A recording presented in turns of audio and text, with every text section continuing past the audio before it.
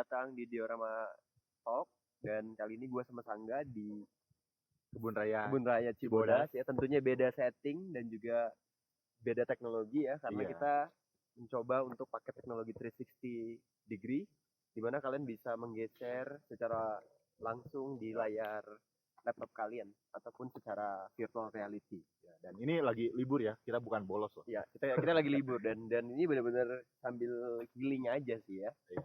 Dan topik kita kali ini ya, kita akan membicarakan topik yang seru sih. Dan sering jadi topik utama di kampus kami ya, di kampus gue sama Sangga, itu tentang multikulturalisme dan juga toleransi ya di berbagai macam aspek ya, kayak toleransi beragama, terus ada pendidikan anti rasial di sekolah, dan juga kita akan membahas bagaimana sih implementasinya. Jadi nggak cuma teori ya, enggak ya. Dan ini merupakan kritik kita juga. Kebanyakan tuh kalau teman-teman pernah belajar di buku PPKN ataupun Indonesian Studies, itu komponen paling penting adalah toleransi ya, dengan dasar Pancasila. Dan kita akan sharing pengalaman kita berdua sebagai pengajar, bagaimana sih implementasinya dan bagaimana kita melihat anak-anak yang backgroundnya berbeda, bahkan rasnya ya enggak ya, rasa berbeda bisa dalam satu sinergi dalam satu sekolah. Mungkin gue mulai dari Sangga dulu kali ya, habis dari Sangga nanti gue cerita. Oke. Ya enggak, sambil cerita enggak? Oke, gimana sih di sekolah lu kayak multikulturalisme, multikultur, atau itu dari kata bahasa Inggris multiculture, artinya banyak budaya. Ya. Dan di sekolah inter kan kalau kita tahu ya, benar-benar multiculture ya nggak sih, Gak? Sebenarnya sih bukan hanya di sekolah inter sih, tapi di sekolah nasional juga ada ya. Nasional juga banyak. Tapi multisuku. Tapi kalau ini multi apa? Multi budaya dan juga multi ras ya. Multi ras. Agama juga sih. Agama juga. Dan kan bahasa. Jarang banget sih ada sekolah internasional yang berbasiskan satu agama tertentu ya. Jadi sangat heterogen sih kalau di sekolah internasional tuh. Walaupun pada kenyataannya ya, di sekolah internasional ada juga berbasis agama tertentu, tapi pada praktek kenyataannya di dalamnya pun mereka sangat menjunjung tinggi emang ada ya sekolah internasional yang basisnya agama? Banyak banget. Ada banyak ya? Banyak banget, berbasis Christian, Buddhis ataupun Islam itu ada banyak banget.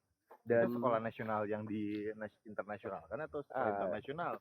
Kalau menurut gue sih definisi internasional kan sekarang udah berkembang ya. Jadi kayak nasional plus itu juga ada, dan juga yang SPK pure juga ada, dan basis agama itu ternyata ya itu cuma sebagai satu kesatuan general aja, nggak jadi satu kesatuan yang lu harus beragama satu baru bisa masuk si sekolah itu ya. Dan kita kan mulai deh dari Sangga pernah nih guys ngajar di sekolah berbasiskan suku dan juga agama tertentu ataupun etnis tertentu ya. Gue pengen tahu gimana sih di dalamnya sekolah tersebut, apakah melakukan diskriminasi seperti yang kita lihat di film-film ya, atau bagaimana cara pergaulan mereka. Kan bisa jadi ada orang Indo, ada orang di luar negaranya. Bagaimana sih kondisinya? Coba nggak cerita nggak? Gue pernah ngajar di sekolah internasional, AKA sekolah SPK ya kalau sekarang ya. Jadi kalau menurut gue sih mengajar di sana sih nggak pernah sih nggak lihat ada rasisme atau memang kebijakan-kebijakan yang rasial ya, atau kebijakan-kebijakan yang berbasiskan agama gitu ya. Nggak ada sih. Kita benar-benar mengedepankan wawasan global sih. Tujuannya kita belajar di sana itu salah satunya adalah mempersiapkan siswa agar mereka itu bisa bergaul dengan orang di seluruh dunia. Oke. Jadi global minded ya. Jadi ya sekolah juga nggak pernah sih bikin kebijakan yang bertentangan dengan ya suku, agama, ras, antar golongan gitu. Jadi dan basic agama lu kan muslim ya? Iya. Lu mengalami kendala nggak untuk beribadah? Enggak sih, gue nggak pernah. Di sekolah gue ada musola sih. Ada musola ya? Iya. Lu mau sholat Jumat diberikan izin untuk sholat Jumat. Jadi anggapan tidak memberikan fasilitas itu nggak bener ya? Enggak ya? Enggak sih. Anak-anaknya berasal agamanya macam-macam ya? Iyalah, ada 5 agama sih waktu di 5 agama. Ya. Dan guru-gurunya juga bermacam-macam. Nggak cuma dari Indo ya? Nggak cuma dari Indonesia. dan mereka juga multi religions kan. Jadi ya, kita benar-benar saling menghargai satu sama lain. Iya, Jadi betul. nggak ada sama sekali konflik religion. Bahkan kita ngomongin religion tuh benar-benar kayak hal yang sangat dihindari sih sebetulnya. Karena kan itu sensitif sih sebenarnya ya. Betul. Gitu. Jadi kayak ya ngobrol-ngobrol biasa aja gitu. Ketika ngobrol religion, ya sebenarnya tujuannya apa juga sih ngobrolin religion ya? Kayak nggak ada sih. Ya in terms of apa gitu. Iya. Dan dari podcast ini sih sebenarnya satu hal yang ingin kita sampaikan ya, satu tujuannya itu sebenarnya satu hipotesis ya. Kenapa sih kita itu selalu mempermasalahkan perbedaan? Iya. Kenapa kita tidak mempermasalahkan ataupun membahas tentang persamaan? Iya nggak sih? Benar-benar. Kayak lu ngapain bahas beda-bedamu? Setiap orang pasti beda lah. Iya. Kenapa kita nggak bahas persamaan? Dan kalau menurut gue tuh inti toleransi tuh gimana kita menyatukan yang beda, ya nggak sih? Benar-benar. Gue nggak pernah dengar sih ada guru yang diperlakukan rasis di sekolah SPK ya. Iya. Nggak tahu sih, mungkin lu pernah. Kalau sepengalaman gue ya, gue ngajar di 2 sekolah ya, pengalaman gue agama berbasis agama besar tertentu. Nah, lu pernah ya? Pernah. Tapi mereka sangat memberikan gue ruang untuk beribadah, dan bahkan yang membuat gue terharunya ketika gue puasa ya, dan mostly mereka nggak puasa, si anak didik gue ataupun siswa gue itu mereka bener-bener welcome loh, maksudnya sangat menghargai. Contohnya mereka nggak sengaja makan depan gue. Oh sorry, Pak Faris lagi puasa ya. Mohon maaf Pak, kami nggak tahu. Itu bener-bener polite dan bener-bener nggak ada perspektif bahwa agama lain itu tidak menghargai kita. Itu jauh dari situ nggak? Iya. Justru sih kalau menurut gue ya, pembelajaran untuk menghargai orang lain itu lebih ketara banget di sekolah internasional dibandingkan sekolah-sekolah berbasis agama tertentu atau sekolah nasional ya. Betul. Karena ya gue sih nggak tahu ya yang sekolah nasional gimana, tapi menurut bini gue yang ngajar di sekolah internasional dan beberapa temen gue yang ngajar di sekolah nasional gitu ya, itu conflict of interest based on religionnya itu kencang banget sih. Betul. Gitu. Jadi ya menurut gue sih salah satu hal baik yang bisa kita pelajari dari sekolah internasional atau sekolah SPK ya itu sih sebetulnya. Apa karena mereka mungkin karena tadi lu bilang mereka punya satu konsep ataupun filosofi global minded ya, ataupun sebagai as a global citizen, dan juga mereka ngutamain international mindedness gitu. Dimana absolutisme ya, ketika lu menganggap sesuatu hal itu absolut, itu nggak benar, nggak baik, dan itu jatuhnya bias. Jadi kayak lu memperhatikan satu agama tertentu dan lu menganggap itu itu paling benar, itu salah. Jadi kayak budaya mereka tuh nggak mengajarkan seperti itu ya. Dan juga ibaratnya mereka sendiri pun hadir international curriculum, hadir di Indonesia pun mereka juga tetap kok tunduk sama kearifan lokal, ya nggak sih? Iya benar-benar. Di sekolah internasional tuh bukan berarti agama itu tidak penting. Agama itu ditempatkan pada suatu posisi bahkan yang cukup penting. Kayak contoh misalnya di 2 sekolah SPK yang pernah gua ampu, kan? Ya bahkan sampai saat ini gitu ya. Agama itu benar-benar memiliki peran yang cukup oke gitu di dalam mengembangkan karakter siswa juga gitu. Betul. Ada beberapa misalnya program-program yang berbasiskan agama tertentu yang harus diikuti oleh umat dari agama tertentu tersebut gitu. Jadi itu menunjukkan bahwa agama di sekolah internasional itu sangat penting. Betul. Atau ya ditempatkan di posisi yang penting gitu loh. Dan juga gue punya cerita lucu sih. Kayak gue pernah ngebantu temen gue yang agamanya beda gitu, terus gue foto di simbolis agama mereka gitu. Padahal itu karena kita tanda udah selesai dan farewell gitu, ibaratnya perayaan tertentu dan udah selesai, dan gue foto dan temen gue bilang, lu move ke agama itu ya? Oh my goodness. Jadi gue dibilang pindah agama nggak?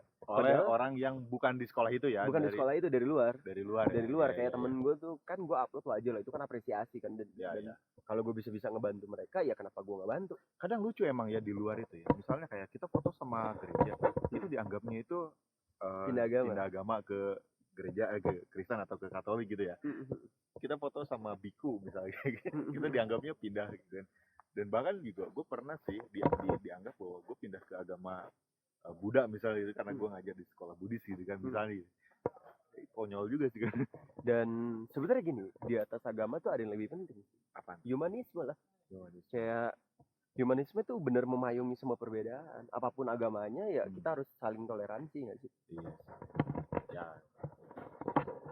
Kalau menurut gue sih ya humanisme itu is a part of our religion sih. Iya. Ya itu kita bisa tidak sepakat untuk memposisikan itu ya. Kalau menurut lo mungkin humanisme itu di atasnya agama karena memang ada beberapa ajaran agama yang mengedepankan kemanusiaan sih.